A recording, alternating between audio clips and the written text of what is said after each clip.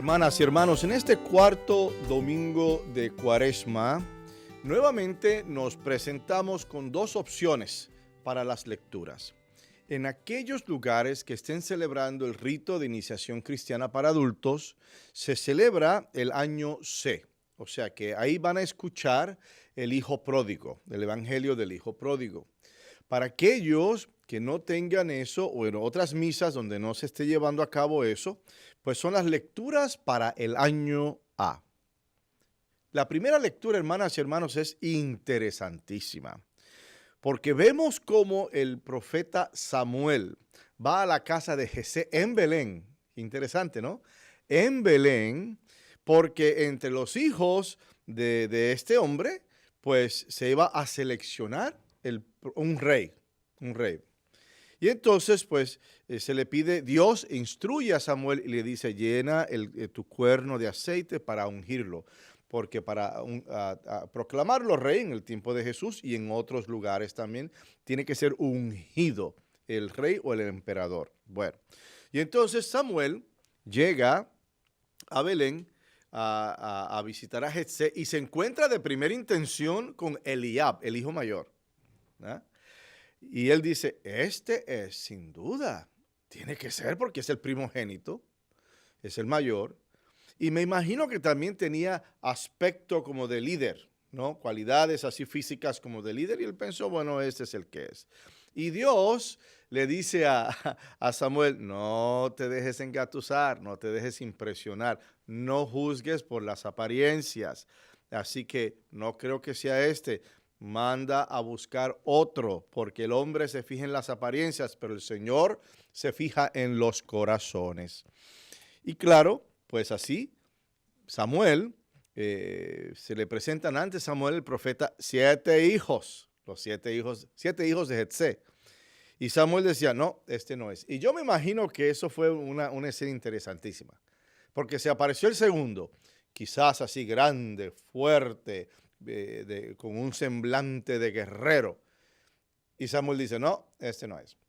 A lo mejor se apareció el tercero, brillantísimo, muy inteligente, muy sagaz, muy genial, ¿verdad?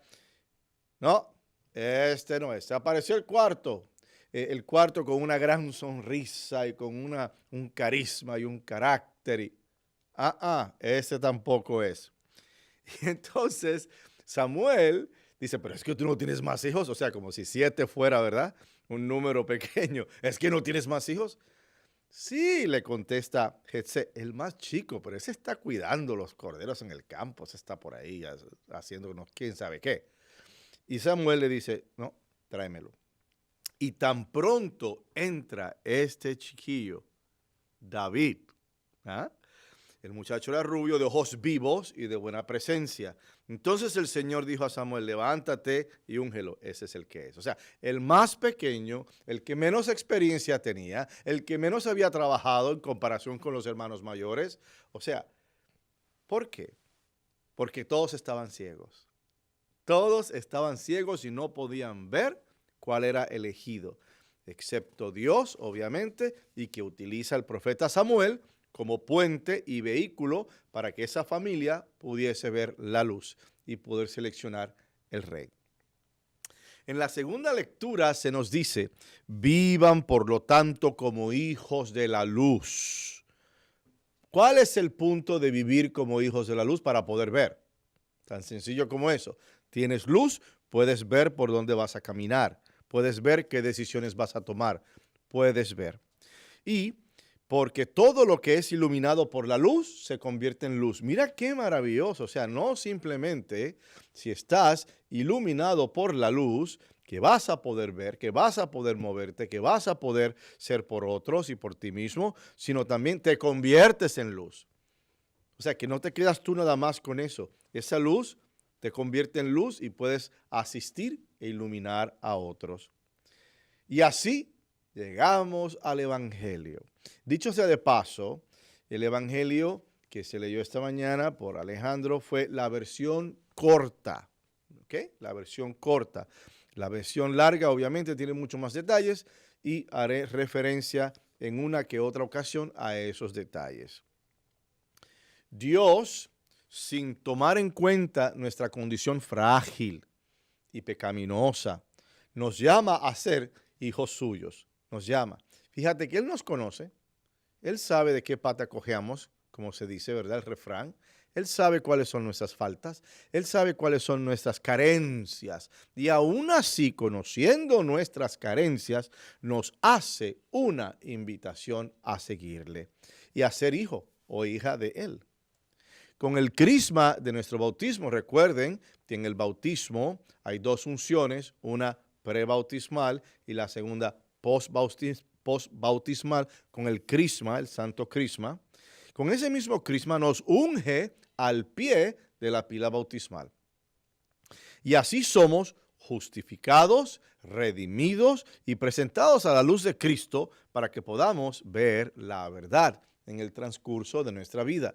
Y es interesante porque aquí viene el misterio de una vez bautizado, estás bautizado. Eso no te lo puede, esa mancha o ese sello, eso no te lo puede quitar nadie, absolutamente nadie. Y uno, quizás de adulto, puede renegar de la iglesia, puede volverse ateo, puede cambiarse de religión, puede cambiarse de lo que sea, volverte agnóstico y sigues siendo católico. Porque Dios no cambia de opinión y Dios no hace promesas que no pueda cumplir. Entonces, esa marca, ese momento, ese espacio nos permite que seamos justificados, redimidos y presentados a la luz de Cristo. Y aquí tenemos a un ciego. Tenemos a un ciego de nacimiento. Y este ciego necesitaba ver. Este ciego necesitaba, para poder, en el tiempo de Jesús, no se tenían los recursos que se tienen ahora con el idioma braille, ¿no? Para las personas, o una tecnología que ayude a las personas que tienen la limitación de la vista a funcionar mejor. En el tiempo de Jesús eso no se conocía. Al contrario, si nacías ciego, pues ahí se entraba en un debate teológico. Bueno, a lo mejor los papás hicieron algo malo y Dios los está castigando en el hijo que nació ciego. Entonces, pero este ciego necesitaba ver. Y es Jesús quien, indicando que su ceguera no precedía de pecado alguno, le devuelve la vista. Ahí está el pobre ciego, seguramente pidiendo limosna. Ahí están los fariseos como que al pendiente, tú sabes, al pendiente para ver si Cristo va a lograr un milagro, para ver si es verdad, etcétera, etcétera.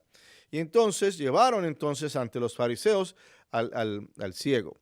Y sus discípulos son los primeros que preguntan, los discípulos: Maestro, ¿quién pecó para que él naciera ciego? ¿Él o sus padres? Qué interesante, porque ¿cómo es posible que él vaya a pecar si nació ciego? O sea, ¿dónde pecó? ¿Como feto? Imposible, no hace sentido. Pero entonces, o fue él, porque a lo mejor ellos no sabían la historia de que él nació ciego. La ceguera se puede adquirir en cualquier momento de tu vida. Entonces ellos abren la puerta. Bueno, a lo mejor no nació ciego, a lo mejor se volvió ciego por un pecado que hizo. De ahí la pregunta. Pero entonces dice los papás. Entonces, Cristo indica, ni él pecó, ni tampoco es asunto de los papás. Los hijos no heredan los pecados de los padres. Nació así para que él se manifestara, para que en él se manifestara la obra de Dios. O sea, para ser un ejemplo. Lo lleva a la piscina de Siloé, que significa el enviado. Y Jesús hace con saliva y lodo una pequeña pasta. ¿Ves la fisicalidad? La fisicalidad de este milagro. Se lo unta en los ojos, se lava en la piscina de Siloé y volvió con vista. Claro, los primeros en comentar son los vecinos, tú sabes. Pero ¿cómo es posible? Ahora puede ver. ¿No era este el que se sentaba a pedir limosna? Y unos decían, no, el mismo. Otros decían, no, este es otro. O otros decían, él se hace. O sea, todo el mundo dando una opinión porque no podían ver. no lograron ver. Y a ellos se suma los fariseos, que tampoco pueden ver. Así que hay mucha gente ciega, ¿verdad? En este evangelio. Y entonces el milagro, concluimos que no se hizo exclusivamente para el ciego. Habían otros ciegos, sintiéndose y creyéndose conocedores del pensamiento de Dios. Y estos sometieron al ciego a un interrogatorio violento y hasta agresivo, cuestionando su experiencia de sanación e inclusive cuestionando la experiencia y la integridad, mejor dicho, de los padres en un momento dado, lo que es indicativo de que seguramente este ciego era un hombre joven. Porque ¿cuál es el punto de molestar a los padres si ya es una persona mayor? ¿Cuál es el punto? Pero siendo quizás joven, esto como que nos da esa entrada a pensar de esa forma de que era un hombre joven. Y van donde los papás y los someten también a un interrogatorio feroz y violento. E indirectamente ellos cuestionaron la gracia curativa de Dios, el poder de Dios de hacer milagros. Es interesante, la ceguera de ellos los llevó no simplemente a atacar al ciego, no simplemente a atacar a sus padres, sino también a atacar a Dios, a la voluntad de Dios y al poder de Dios en sanar a un individuo.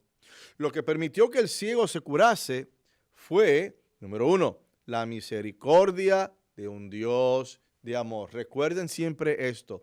En todas estas cosas milagrosas, grandes y preciosas, lo primero que se mueve es la misericordia de Dios. Y por amor, Dios permite que este joven, que ese chamaco, pueda ver. Pero también hay otro elemento y es la fe del ciego. O sea, el ciego demuestra que él estaba abierto a la misericordia de Dios, que él estaba abierto al regalo de Dios. Claro, los fariseos cerraron los ojos, sus ojos, ante el milagro de la fe de este individuo, porque al tú negarlo, pues entonces estás negando también la fe del individuo. Y ante la posibilidad infinita de Dios, también le estaban negando el crédito a Dios. Ellos no podían ver la luz, tan sencillo como eso. Ellos estaban ciegos. Y todos, en alguna ocasión, hermanas y hermanos, hemos experimentado la ceguera en nuestras vidas. Cuando sostenemos, por ejemplo, prejuicios en contra de una persona por su raza, por su religión, cuando juzgamos como menos a individuos de otra orientación sexual a la nuestra, estamos ciegos. Cuando en ocasiones el temor no nos deja ver cuál es el camino, cuál es la decisión a tomar. Cuando el temor nos amarra, nos detiene, nos paraliza, nos congela, estamos ciegos, no podemos ver la luz al final del túnel. Cuando le damos la bienvenida al bien vestido, a la persona, ¿verdad?, de reputación, a la persona rica, con intereses, con recursos, y categóricamente rechazamos al pobre y al de escasos recursos o recursos no existentes, estamos ciegos. Ahí está el detalle. O sea, usted déle la bienvenida a todos. Si la persona es rica, bienvenido, trátelo muy bien. Si la persona es pobre, bienvenido, trátelo igual. Trátelo de la misma manera, con dignidad. Porque si no, y si hacemos esa distinción, estamos ciegos. Cuando se nos hace fácil juzgar a una persona que está luchando con adicciones, alcoholismo, drogas, o sea, se nos hace fácil decir, ese es un alcohólico, ese es un drogadicto, en él no hay futuro, en él no hay nada. Y se nos hace fácil hacerlo. O cuando están luchando con demonios personales en su hogar, en su casa, en su relación matrimonial, o cuando dudamos de la integridad, por decir, de una mujer, por ser madre soltera, estamos ciegos. A veces nos cegamos. A veces nos cegamos temporalmente por la soberbia, por el rencor, por la envidia. Y estas cosas no nos dejan ver más allá. A veces la soberbia te puede llevar a hacer un crimen. Y te puede llevar a hacer algo horrible porque no estás viendo que lo que tienes de frente es un ser humano, es un Cristo. ¿O qué me dices? El rencor, el odio. Y dicho sea de paso, el que sufre más del odio no es el objeto del odio, sino es el que odia. Entonces estás ciego si no ves eso y no entiendes que es el perdón la forma más fácil de liberarte de ese bulto. ¿O qué me dices de la envidia? Cuando personas que están ciegas y se dejan cegar porque él le compró un anillo de diamantes o ella le compró a él un carro nuevo o están viviendo en una mansión y la gente critica y habla y que envidia. Estás ciego porque no estás viendo las bendiciones y los milagros que Dios ha hecho en tu vida. Entonces, la vida y la luz que recibimos en nuestro bautismo nos dan el poder de llevar a Cristo a todos. O sea, no es simplemente el de ir a Cristo, lo cual ahí está, o sea, con el bautismo vamos a Cristo, pero también de llevar a otros a Cristo y de asistir que otros se acerquen a Dios.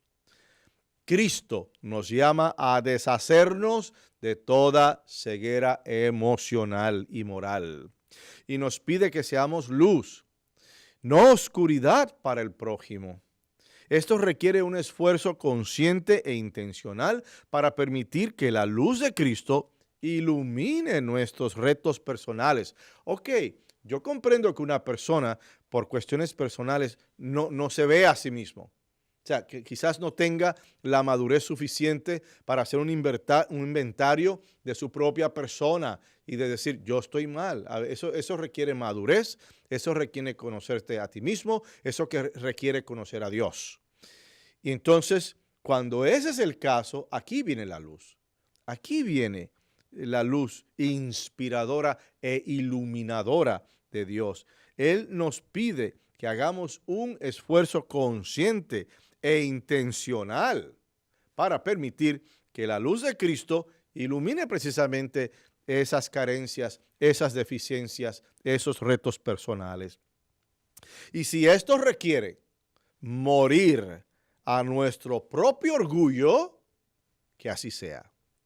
Si esto requiere pedir perdón, que así sea. Si esto requiere el amar hasta que duela, que así sea. Somos hijos e hijas de la luz, confrontando la oscuridad de este mundo y permitiendo que la gracia, la visión y la luz de un sepulcro vacío reine sobre nosotros. Hermanas y hermanos, que esta sea nuestra oración. Que podamos decir, creo, Señor, y postrarnos ante Dios en profunda adoración, para que los ciegos vean y los que vean queden cegados con el amor de Dios.